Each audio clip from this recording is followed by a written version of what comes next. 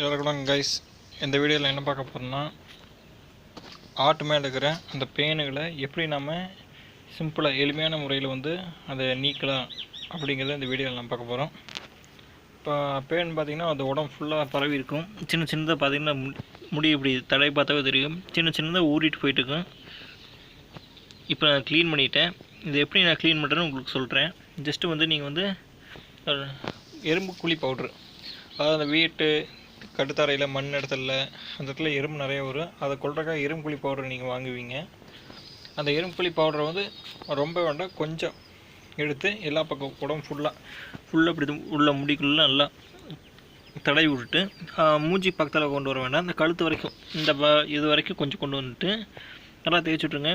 ஏன்னா மூஞ்சி கண்ணில் பட வேண்டாம். கால் கை ஆட்டுக்கு அடியில் நல்லா எல்லா பக்கம் நல்லா தேய்ச்சி விட்டு, இது எப்போ தேய்ச்சி விட்றீங்கன்னா நீங்கள் காலங்காத்தால் ஒரு 10 மணி அந்த ரேஞ்சில் தேய்ச்சி விட்ருங்க.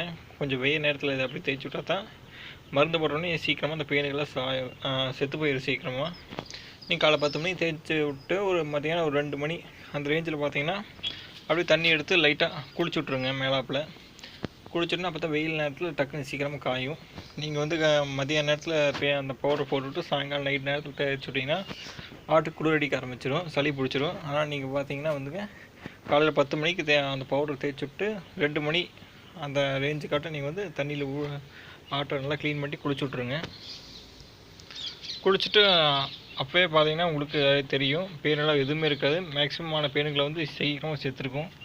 இதை நீங்கள் ஜஸ்ட்டு 2 months ஒன்ஸு நீங்கள் இந்த மாதிரி பேன் இருந்துச்சுன்னா எல்லா ஆட்டுக்கும் ஒட்டுக்கு அப்ளை பண்ணுங்கள். ஏன்னா ஒரு ஆட்டுக்கு அப்ளை பண்ணிவிட்டு இன்னொரு ஆட்டுக்கு அப்ளை பண்ணாமல் அடுத்த நாள் அப்ளை பண்ணிங்கன்னா இந்த ஒரு ஆட்டில் இருக்கிற பேன் மறுபடியும் இன்னொரு ஆட்டுக்கு ஷிஃப்ட் ஆகும். நீங்கள் மாற்றி பவுடர் தேய்க்க ஒரு ஆட்டிலேருந்து மாறிட்டே இருக்கும். அதனால் மொத்தமாக ஒரே நேரத்தில் ஆடுகளுக்கு எல்லாத்துக்குமே இந்த பவுடர் அப்ளை பண்ணி க்ளீன் பண்ணி விட்ருங்க. நன்றி, தேங்க்யூ.